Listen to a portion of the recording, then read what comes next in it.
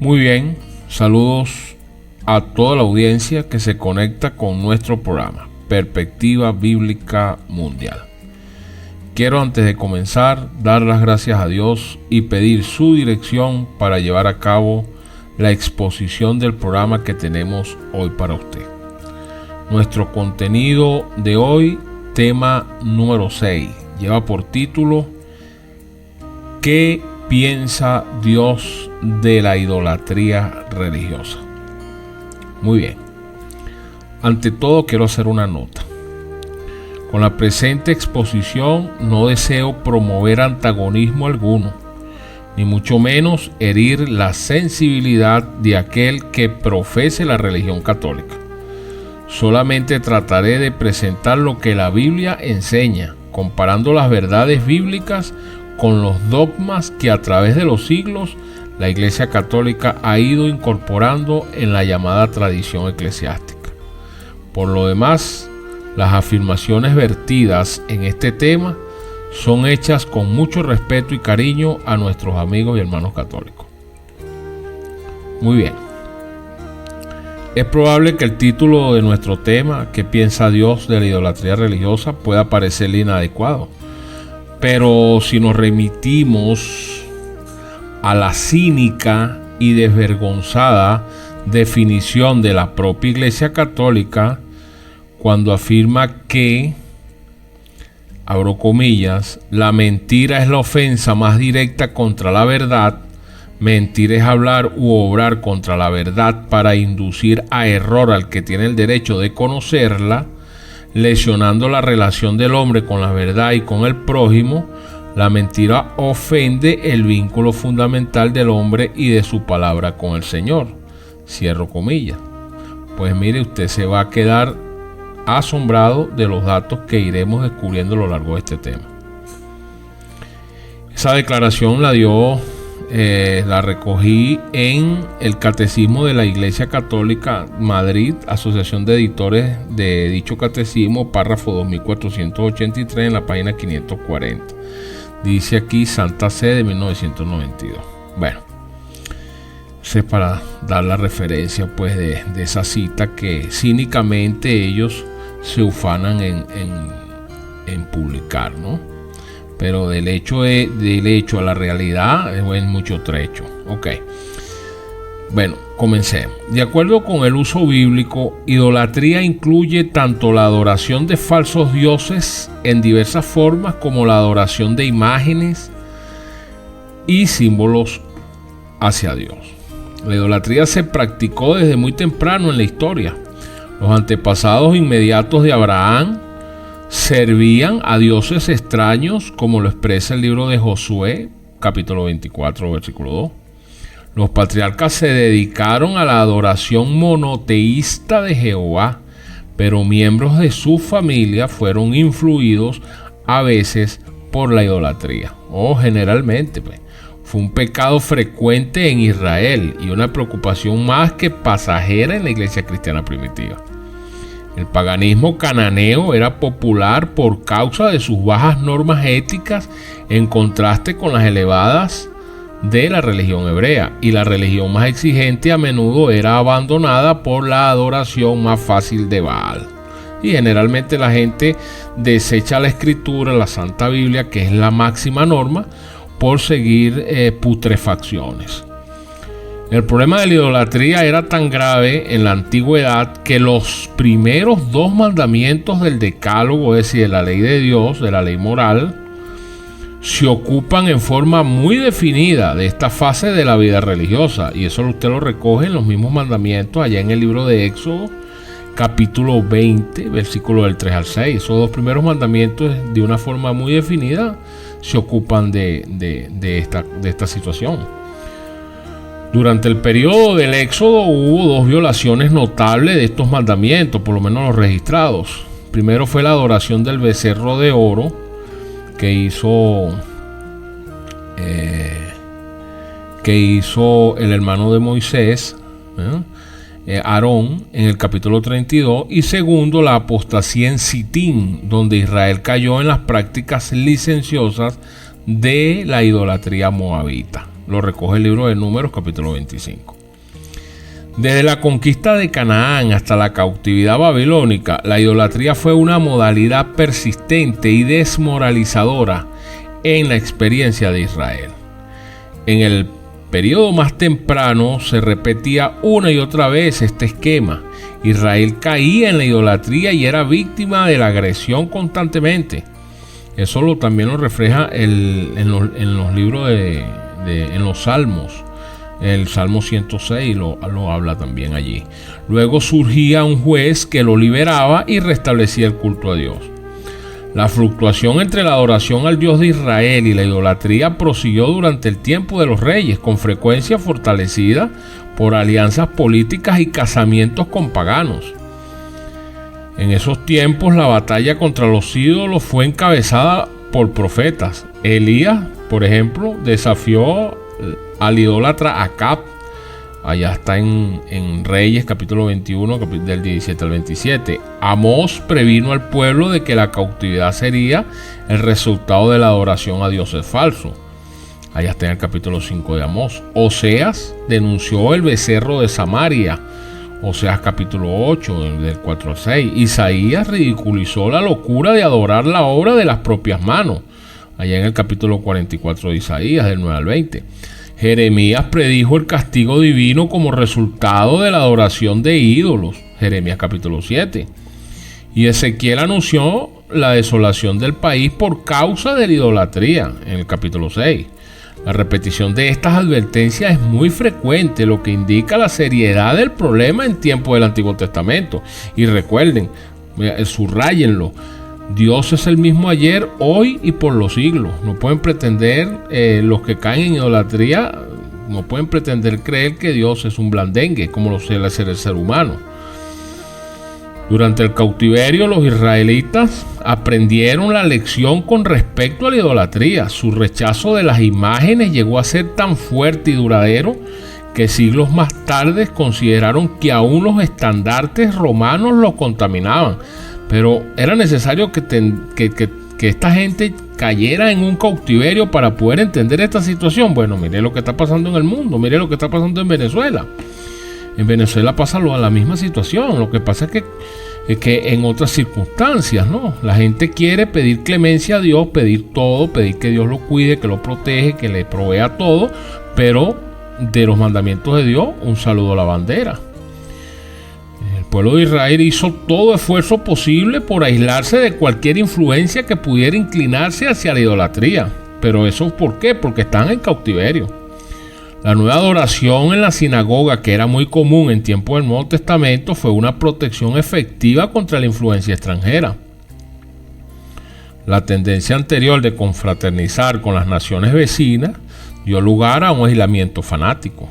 Lo recoge el libro de Juan, el Evangelio capítulo 4, Hechos capítulo 10, que tuvo consecuencias muy negativas. Los conversos del paganismo en tiempos del Nuevo Testamento estaban en constante peligro de recaer en la idolatría, por lo que hay muchas advertencias contra ella. Miren, el libro de 1 Corintios capítulo 5, capítulo 6, capítulo 10, Efesios capítulo 5, Apocalipsis 21, Apocalipsis 22, todo ello lo refleja. Ahora, analicemos hasta dónde nos compromete la idolatría. El asunto es que así como el relato que les acabo de mostrar con el Israel de antaño, de igual manera nuestra civilización actual, poniendo como ejemplo países como México, Portugal, España y buena parte del continente suramericano, somos países radicalmente religiosos.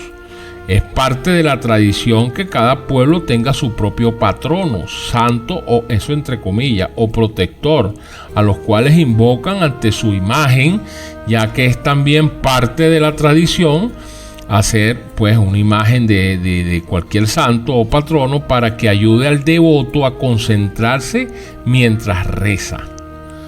Es así como las imágenes de los entre comillas santos se han convertido en parte de la vida de todos estos pueblos y el de otras naciones. Es común ver a niños, adolescentes y adultos con el santo de su preferencia en una tarjeta, en un medallón, en bonitos y lujosos cuadros o en una estampita colocada en alguna parte visible de algún vehículo. Muchos de estos cuadros e imágenes ya son parte de la tradición familiar.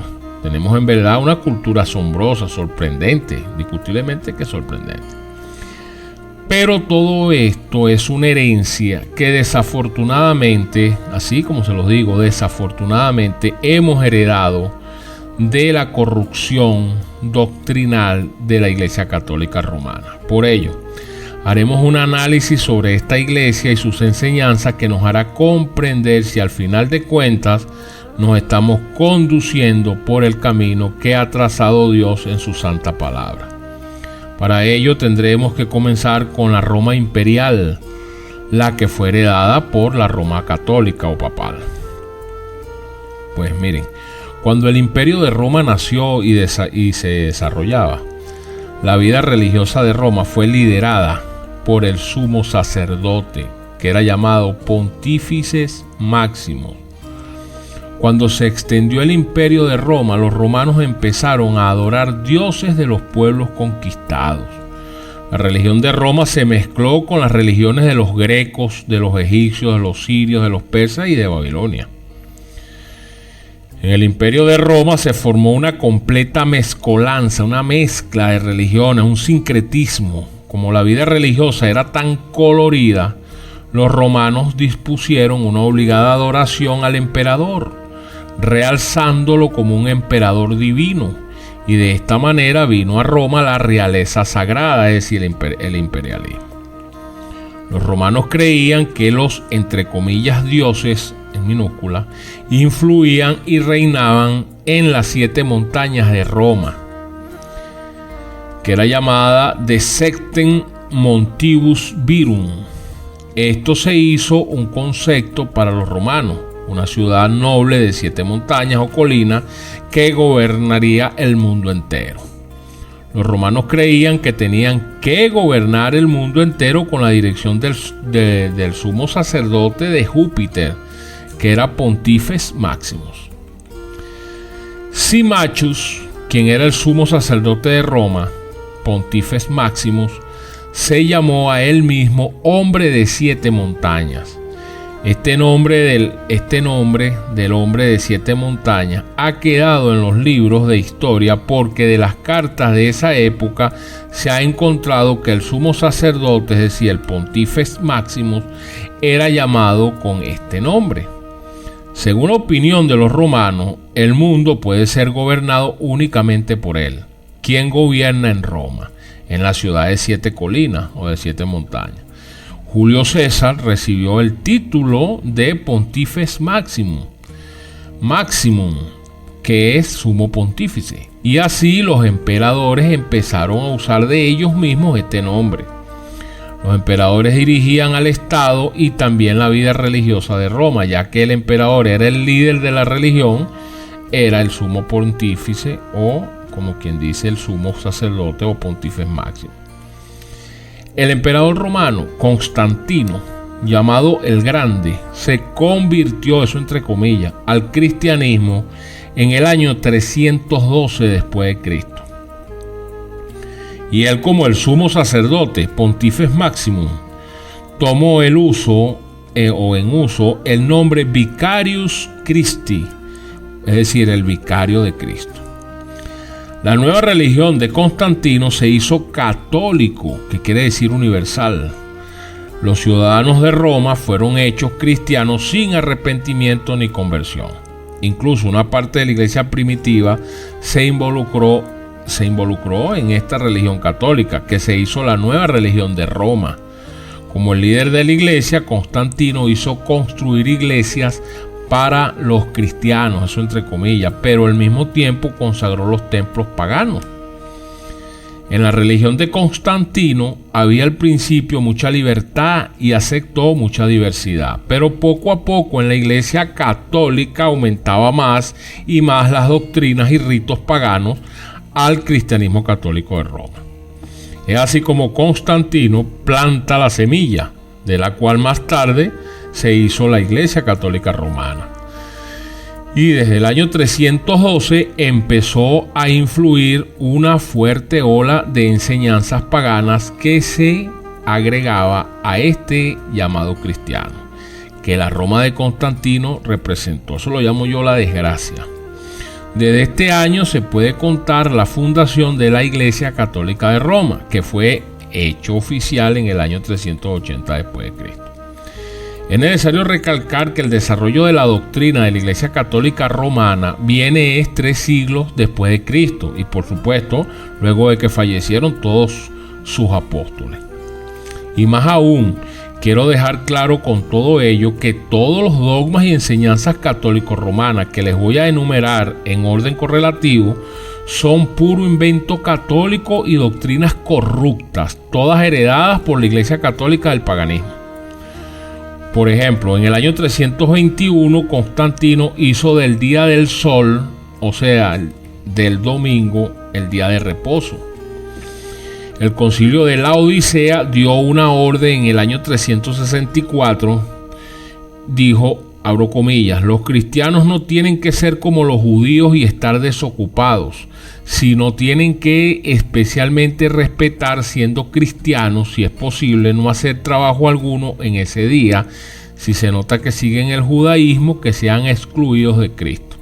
Cierro comillas. Eso fue una orden que se dio en el concilio de la Odisea en el año 364 para endosar esta desgracia que influenció Constantino en la iglesia, que era la adoración del dios Sol, ¿no? Que era el día domingo. De ahí viene la palabra Sunday.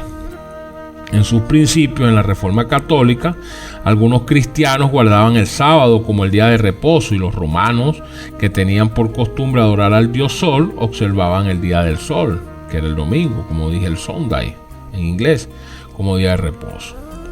Eso es el año 321. En el año 375 empezó la veneración de ángeles, santos muertos y uso de imágenes.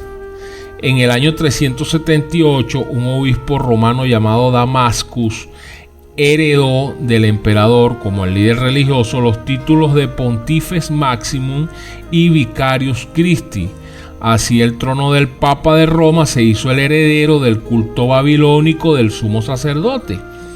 Desde entonces todos los obispos, es decir, los papas de Roma, han tenido estos títulos. Inmediatamente después que Damascus se había hecho Pontífex Maximum, entraron en la Iglesia Católica Romana en posición dominante las ceremonias babilónicas y otras enseñanzas de religiones paganas empezaron a entrar en la Iglesia de Roma, y por ahí se vino la desgracia. En el año 380 el cristianismo se hizo la religión oficial del Imperio de Roma. Así nació oficialmente la Iglesia Católica Romana. Todo esto que le estoy nombrando y lo que falta por nombrar, todo divorciado por supuesto de lo precioso, lo más lindo que ha dejado Dios en esta tierra, que fue su santa palabra. En el año 381 empezaron las oraciones extraoficiales a la Virgen María, entre comillas Madre de Dios y Reina del Cielo. En Babilonia se adoraba a la Reina del Cielo también. Hay que recordar que eso es precisamente algo heredado de Babilonia. En el año 354 el obispo de Roma, Julius I, ordenó que el día del nacimiento oficial de Cristo fuera el 25 de diciembre. Sí, él ordenó de un plumazo y así fue. En Babilonia, pues, había también la fiesta de Tamuz, que era el dios muerto, en la misma fecha.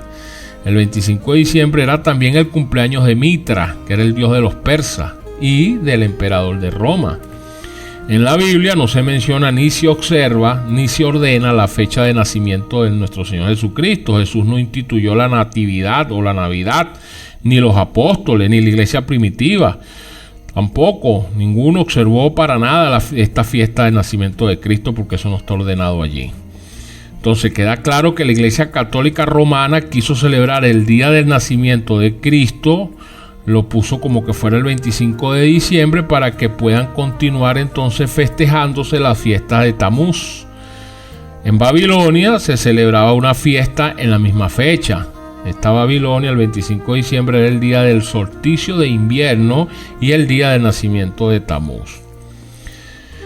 Esa es la historia. En el año 394 empezó la misa como rito diario en la Iglesia Católica Romana. La noche entre el 24 y el 25 de diciembre del año 394 después de Cristo se celebró la misa para Cristo, donde el sacerdote bendijo el pan y el vino y pasó, abro comillas, la conversión singular de toda la sustancia del pan en el cuerpo de Cristo y de toda la sustancia del vino en su sangre, una herejía del tamaño de la luna.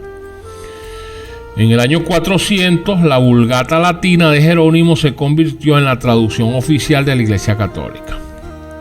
En el 431, en el Concilio de Éfeso, comenzó la exaltación de María y el término, entre comillas, Madre de Dios, fue aplicado a ella por primera vez en este Concilio de Éfeso, en el año 431. Y esto es la continuación de lo que se hacía en Babilonia, donde se oraba a la Reina del Cielo. Reina del Cielo, eso lo denuncia la Sagrada Escritura, quien también era virgen. La Reina del Cielo era descrita como una madre que tenía un niño en sus brazos, que todo es una mezcolanza.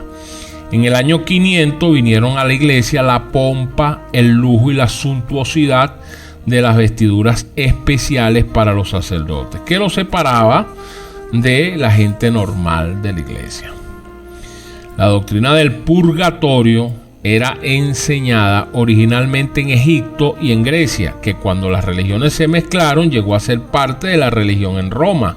Y en el año 593, Gregorio el Grande abrió camino para la doctrina del purgatorio en esta iglesia católica. En el año 553, María fue hecha una virgen eterna. Fue hecha por ellos, ¿no? Un plumazo también. Lo escribieron y quedó en el sínodo escrito y ya está listo. En el año 600, Gregorio I ordenó que se usara la lengua latina como lengua para orar y predicar. Y en este mismo año 600, la Iglesia Romana tomó el uso en uso la oración a María y los santos muertos.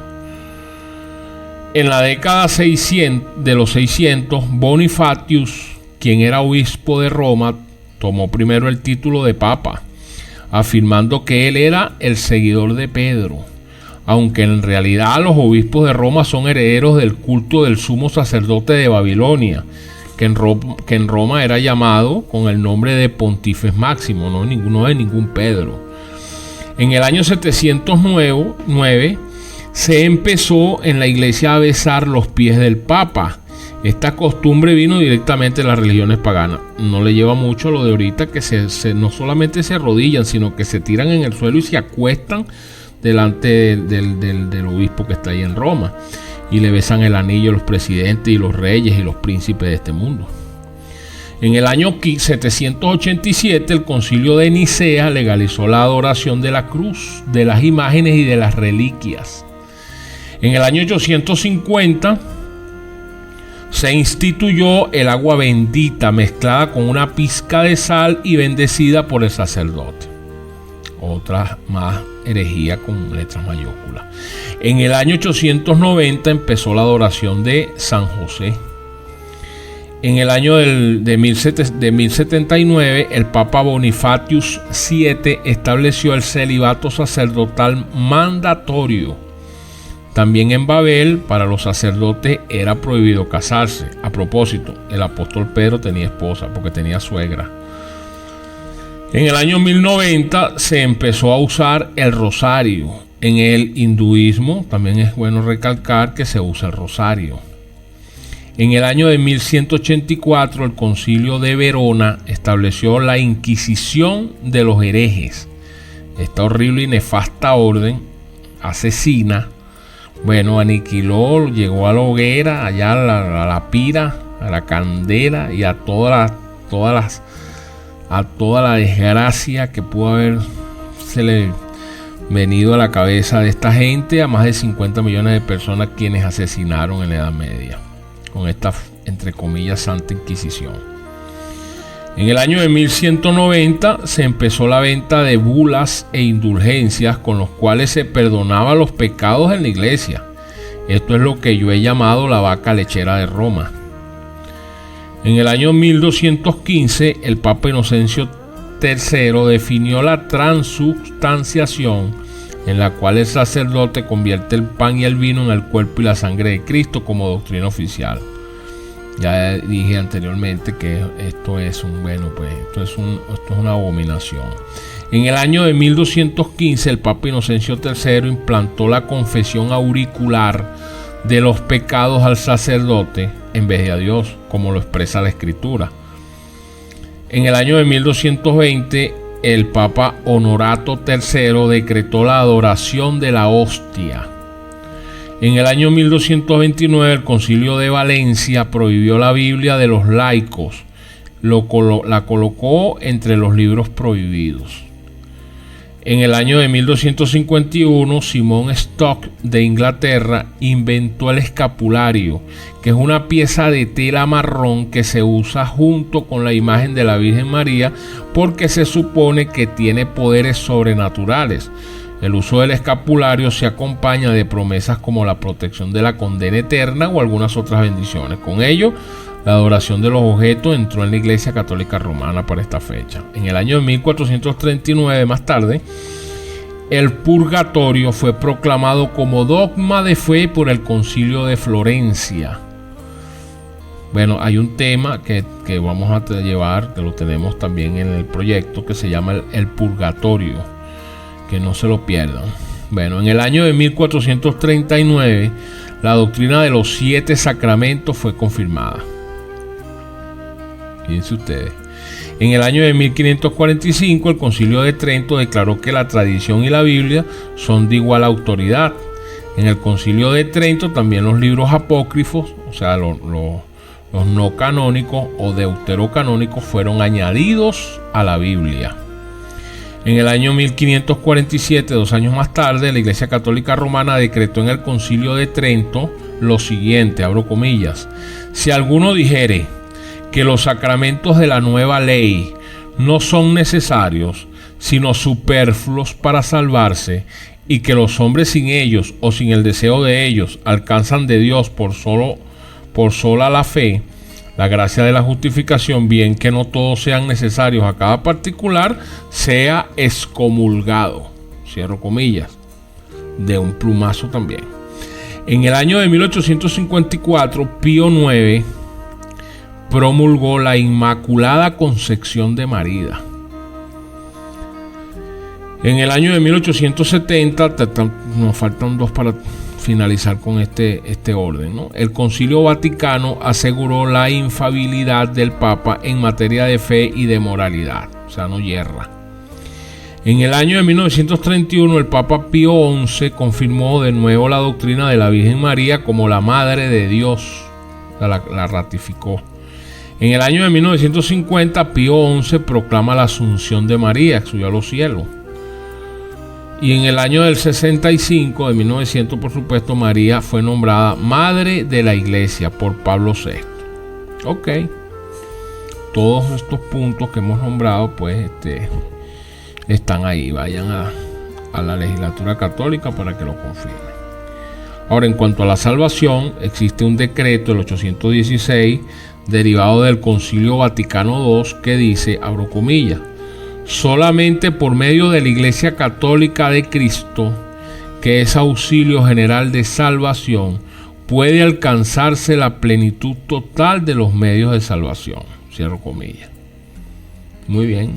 Se añade más adelante que no podrían salvarse los que, sabiendo que Dios fundó por medio de Jesucristo la Iglesia Católica como necesaria para la salvación, no hubiesen querido entrar o perseverar en ella, como lo expresa el decreto 846.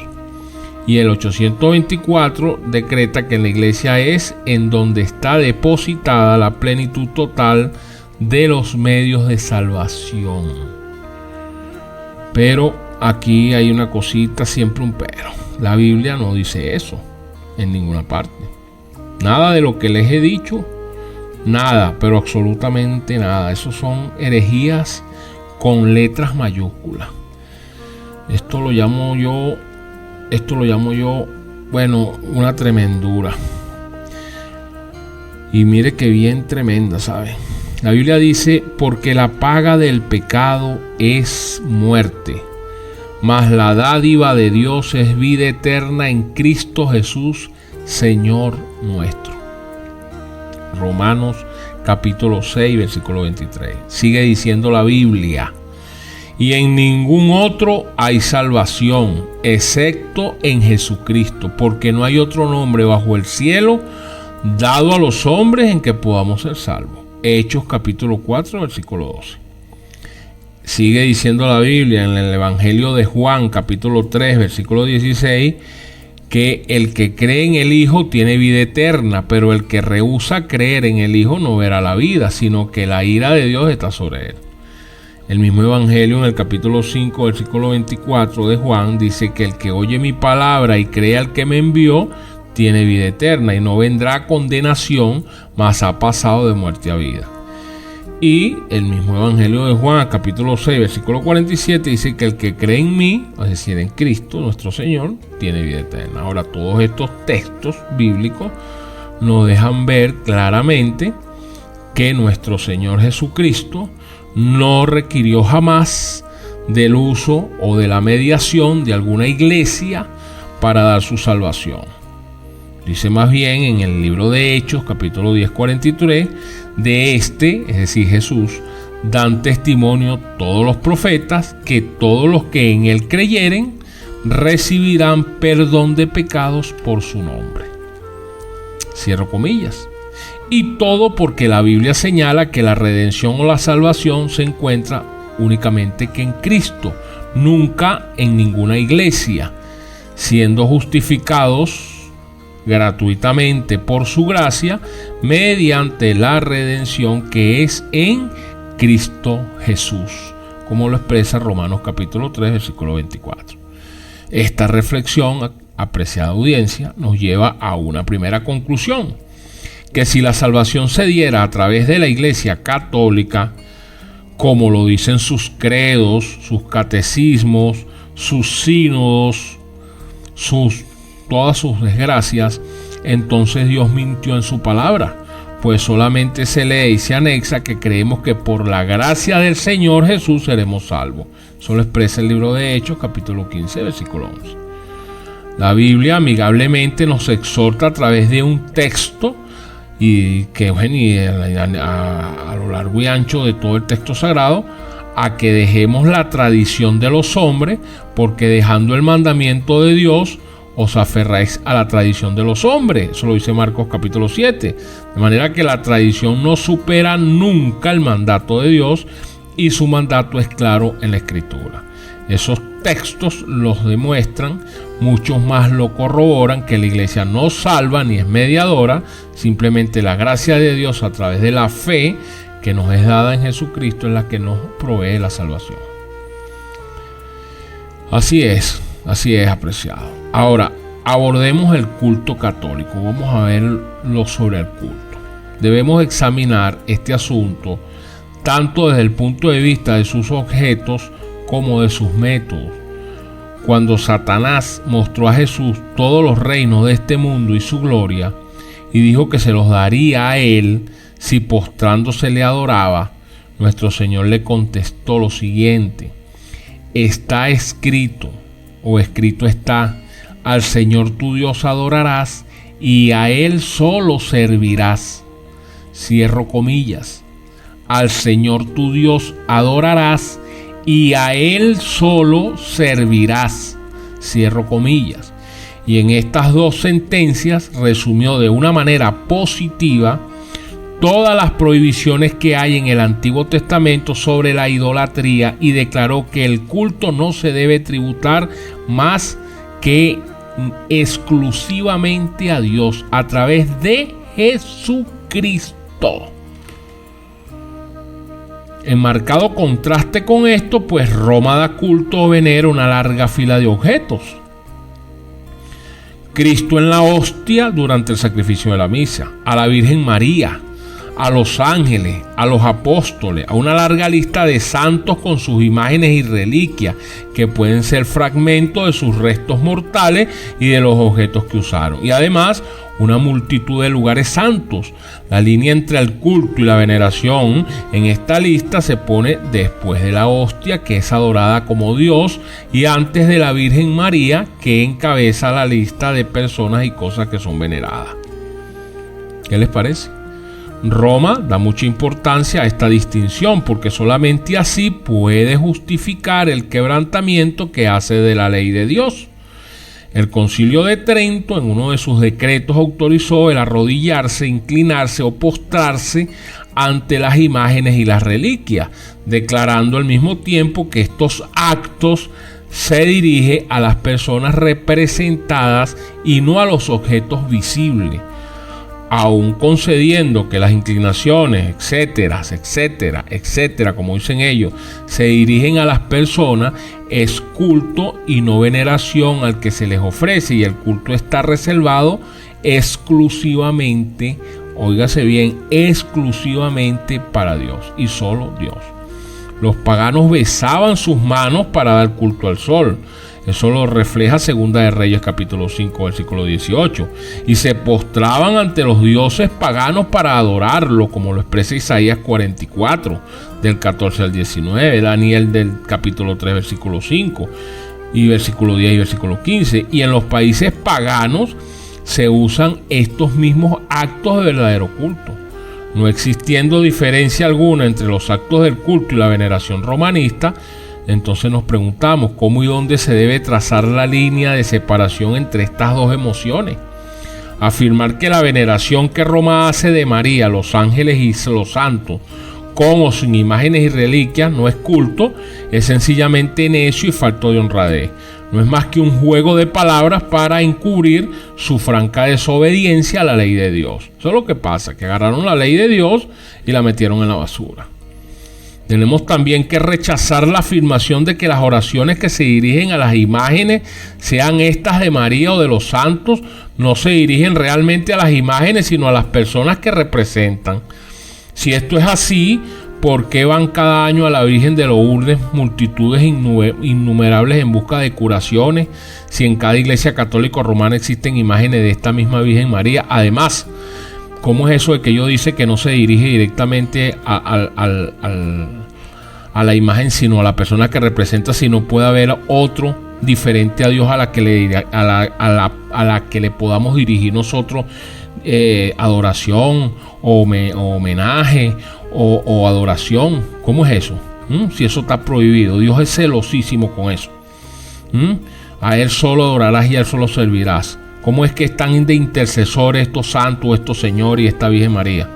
Una señora que respetamos y queremos, pero que no podemos adorarlo porque la Biblia lo expresa, apreciado. En los países más civilizados puede ser que hayan algunos que se inclinan ante la imagen, mientras tratan sinceramente de adorar a lo que representan, pero no es necesario estar muy familiarizado con el culto que se tributa a la imagen. Y en los días de fiesta, durante las procesiones que circulan por las calles en los países donde Roma ejerce su poder, queda la inevitable impresión de que la mayor parte de los que así se postran adoran la imagen o su reliquia. No podemos menos que concluir pues que el culto de la Virgen María y todos estos que llaman santos y todo lo demás que adoran, eso es idolátrico. Según la doctrina romana, el culto es de tres clases. Eso es lo que ellos alegan. Dulía, que es la veneración que se da a los santos y a los ángeles o sus imágenes, y también a las reliquias. Está el hiperdulía, que es la veneración más alta que se tributa a la Virgen María, y está la tría, que es la adoración que solo corresponde a Dios. Por muy sutiles que sean las distinciones que se trata de establecer entre la veneración y la adoración en el culto, en la práctica no se puede observar diferencia alguna. Siempre existe la misma actitud de oración, se quema el mismo incienso, se encienden las mismas velas, se hacen las mismas súplicas de ayuda, y es absurdo creer que detrás de todas estas mismas actitudes y estos mismos actos existe una diferencia en la mente de los adoradores ordinarios, en virtud de la cual el inclinarse ante las imágenes y orar a ellas no es acto de idolatría.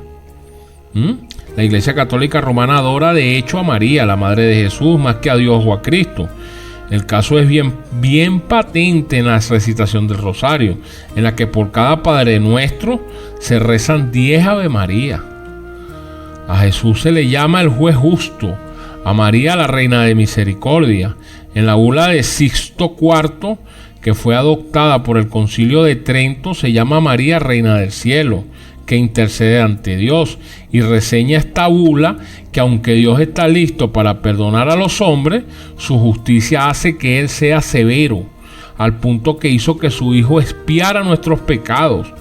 El Hijo de Dios es también muy severo, y aunque se sacrificó a sí mismo y murió en la cruz, mandó que sus discípulos llevasen también sus cruces, y a su tiempo Él ha de juzgar al mundo arrojándolo al castigo eterno del infierno a los que no han creído en Él.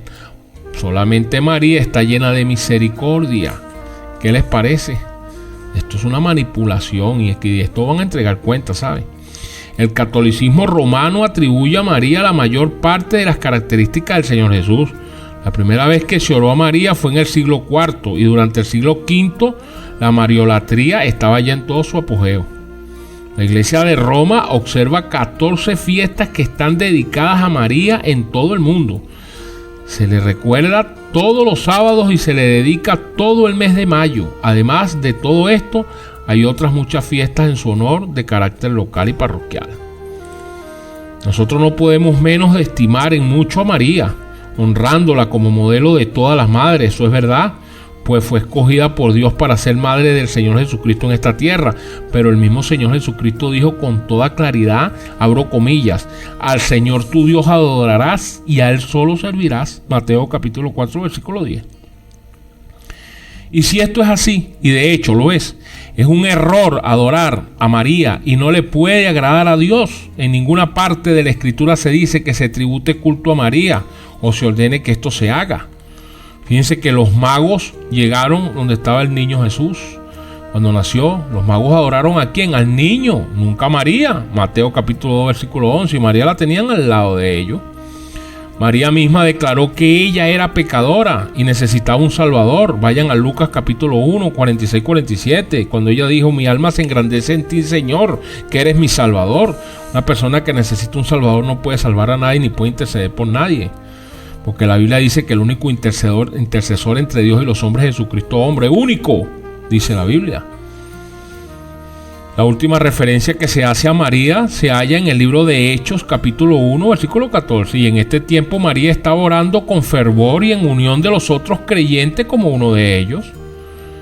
En otros libros del Nuevo Testamento se trata con frecuencia el asunto de la salvación, pero nunca se le conecta con María o se hace alusión a ella. Fíjense ustedes que en el libro de Apocalipsis hace referencia a los salvados en la gloria, abro comillas, al Cordero como inmolado que estaba sentado en el trono. Allá dice Apocalipsis capítulo 5 versículos del 6 al 7. Al ejército de los que lo alaban en Apocalipsis 5 del 7 al 14. A los 12 fundamentos de la ciudad en los que estaban los nombres de los 12 apóstoles del Cordero, Apocalipsis 21, 14, pero nunca se hace ni una sola frecuencia a María. A usted ve que abre el templo y Juan, el apóstol Juan ve el arca del pacto, ve los 24 ancianos, los ángeles, ve la multitud, ve al Padre, ve al Hijo, ¿y dónde está María? Si María hubiese ido al cielo, lo hubiese visto ahí, ¿no creen ustedes? Mire, el Señor Jesús es el único Salvador e intercesor que quiere y tiene abundante poder para salvarnos, porque así lo expresa el libro de Hechos, capítulo 4, versículo 12. Hebreos capítulo 11 versículo 17 y capítulo 10 versículo 25. De modo que no hay necesidad, ni la Biblia autoriza la intercesión de María ni de ningún santo.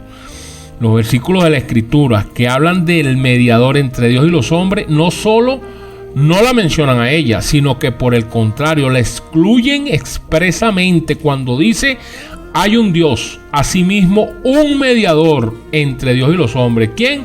Jesucristo hombre. Primera de Timoteo capítulo 2 versículo 5, Hebreos capítulo 8 versículo 6, Hebreos capítulo 9 versículo 15 y Primera de Juan capítulo 2 versículo 1. No hay camino alguno para llegar hasta Dios. Juan 14:6 así lo expresa. Yo soy el camino, la verdad y la vida. Nadie va al Padre sino a través de mí. Aparte de la obra de redención que nuestro Señor Jesús consumó en la cruz, como lo expresa Hebreos capítulo 10, versículo 20, por consiguiente, orar a María no solamente es inútil, sino también es una blasfemia, como lo expresa Juan capítulo 2, versículo 4. Al orar a María, el que ora dice, ten misericordia de nosotros pecadores. ¿Qué les parece? Pero en el plan de salvación de Dios, María no ocupa lugar alguno fuera del de ser madre humana de Cristo. Cuando el ángel habló a José y a María, le dijo, parirás un hijo y llamarás su nombre Jesús, porque él salvará a su pueblo de sus pecados. Mateo capítulo 1, versículo 21. Nótese el énfasis en el pronombre él. Ahí no existía María por ningún lado. El orar a María implica desconfianza en la palabra de Dios, porque la Biblia dice, Dios encarece su caridad para con nosotros, porque siendo aún pecadores, Cristo murió por nosotros. Romanos 5:8 y Efesios 2:4-5. Miren, María está durmiendo, está descansando en su tumba. Cuando Cristo venga a buscar a su pueblo, bueno, la va a despertar, por supuesto que sí, no, claro, se la va a llevar y él la va a colocar en el puesto que le corresponde. Pero ¿cómo que estos hombres van a hacer lo que están haciendo y van a poner una gente que hagan esto cuando Dios condena esta situación? La Biblia dice, hijitos guardados de los ídolos. Primera de Juan capítulo 5, versículo 21. Es un error que condena el alma, la idolatría. En la ley, Dios reclama la grosura del sacrificio, como lo expresa Levíticos 3, capítulo 3. Así es, todo el culto, es decir, la adoración divina, el cual es la grosura del sacrificio, el Señor lo ha reservado de manera particular para sí mismo, mientras que el idólatra entrega a los ídolos aquello que en realidad pertenece a Dios. La idolatría es adulterio espiritual, porque han adulterado y han fornicado con sus ídolos, como lo expresa el libro de Ezequiel capítulo 23, versículo 37. La idolatría abre la puerta a todos los juicios de Dios. Por lo tanto, los judíos solían decir acerca de todos los castigos que les habían acontecido que era porque hubo una pizca del becerro de oro entre ellos. Ellos lo reconocían. Miren, el pueblo de Dios, así como aprecia su salvación, debe cuidarse de caer en idolatría, ¿sabe? Si usted se considera que es pueblo de Dios. Es algo notable cuando el apóstol dijo, vosotros sois el templo del Dios viviente.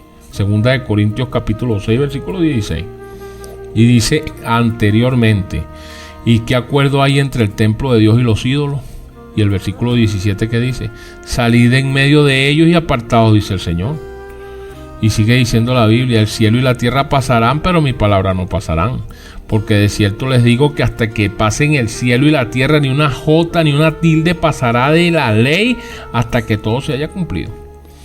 Forzosamente, pues, concluimos que lo escrito en la Biblia no puede ser modificado, destruido, mutilado ni cambiado por mandato humano o por mandato sobrehumano. Simplemente se cumplirá a cabalidad y todos los textos que les he mencionado continuarán vigentes, aunque no aparezcan en los mapas guías de mucha gente, a quienes por voluntad humana se les ha negado el acceso a dicho conocimiento. Pero toda la escritura se complementa, y si la escudriñan, aunque mutilada, ella misma llevará la verdad a quienes en ella buscan.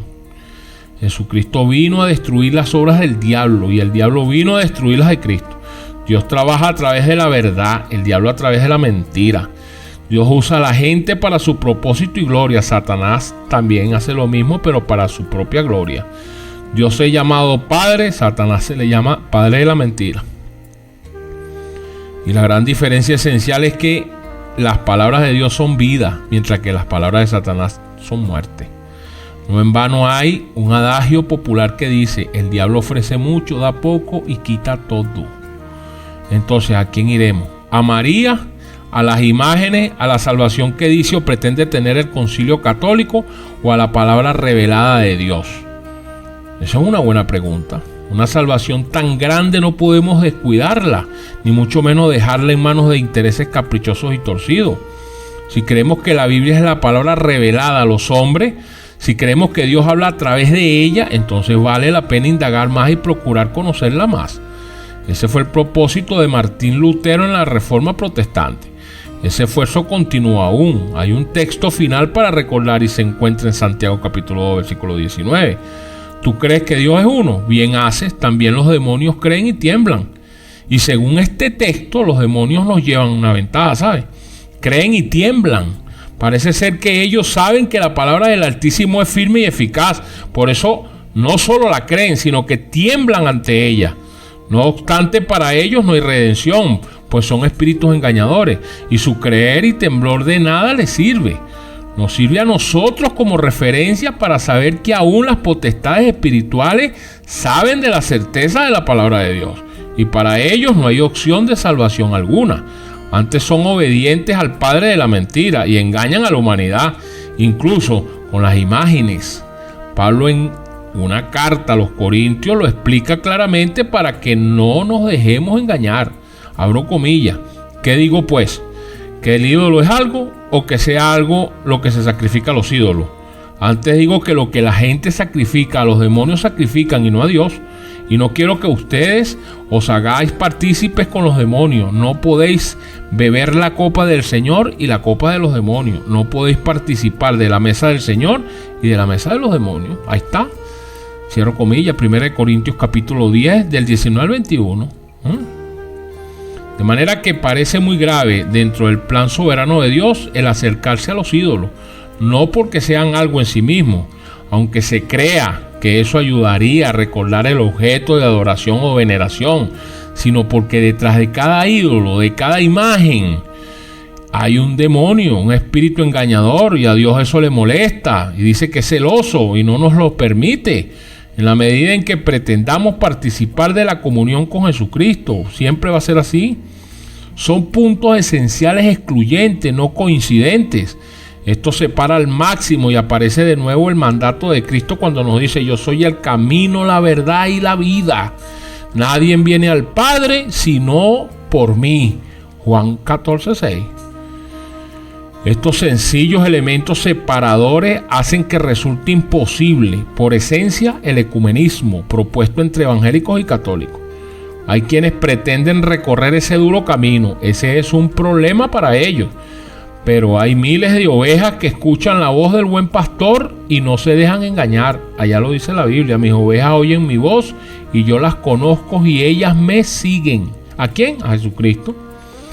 El Señor dejó en su palabra que una forma de nosotros saber la verdad era sopesar todo lo que los líderes enseñaban a sus miembros a través de la Sagrada Escritura. Jesús nos dijo: por sus frutos los conoceréis. Huyan de la idolatría y de estos falsos sistemas religiosos que con certeza nos están conduciendo como ovejas derechitos a un matadero. Nuestro Señor Jesucristo nos deja una fuerte advertencia, ¿sabe? Y yo le he llamado la certidumbre del castigo venidero. Así le he llamado, la certidumbre del castigo venidero. Abro comillas. Nahum capítulo 1, versículo del 2 al 3. Dios celoso y vengador es Jehová. Vengador es Jehová y lleno de indignación. Jehová tomará venganza de sus adversarios y guarda ira para sus enemigos. Jehová es lento para la ira y grande en poder. No tendrá por inocente al culpable. Jehová marcha en la tempestad y el torbellino, y las nubes son el polvo de sus pies. Cierro comillas. Agarre ese trompito en la uña, apreciado. Otra del libro de Nahum, capítulo 1, versículo 14. Versión Reina Valera 1960. Más acerca de ti mandará Jehová que no quede ni memoria de tu nombre, de la casa de tu Dios, entre ese Dios en minúscula. Destruiré escultura y estatua de fundición. Allí pondré tu sepulcro, porque fuiste vil.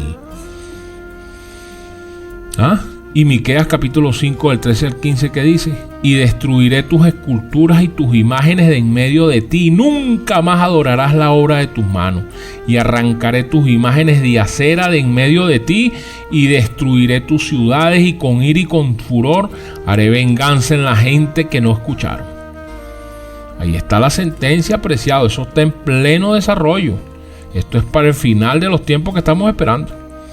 ¿Qué tenemos que hacer entonces con los altares, con las imágenes, con las esculturas, con las vírgenes en los aposentos, con bustos, con cultos idolátricos y corruptos. Bueno, dice Dios en su palabra en Deuteronomio capítulo 7, versículo 5, mas así habéis de hacer con ellos, sus altares destruiréis, y quebraréis sus estatuas, y destruiréis sus imágenes de acera, y quemarás sus esculturas en el fuego, o sea, en la candela. Eso hay que meterle candela, apreciado. Por lo tanto, la pregunta que le hago para finalizar es la siguiente: ¿ha hecho usted una decisión por Cristo? Si aún no lo ha hecho, pues hágalo. Y anímese a obtener visa y pasaporte para que pueda embarcarse en el arca de Dios cuando nuestro Señor Jesucristo haga su inminente aparición en esta tierra, como escrito está, en busca de su pueblo. Dios le bendiga y que el Espíritu Santo pueda guiarle a través del sagrado libro, la Biblia, a apartarse definitivamente de la idolatría y la veneración de imágenes y esculturas, y empezar a llevar una vida limpia y transparente a los mandatos de Dios. Me despido de ustedes y será hasta la próxima, cuando estaré llevando a cabo otro programa de Perspectiva Bíblica Mundial. Un fuerte abrazo para todos y que Dios los bendiga.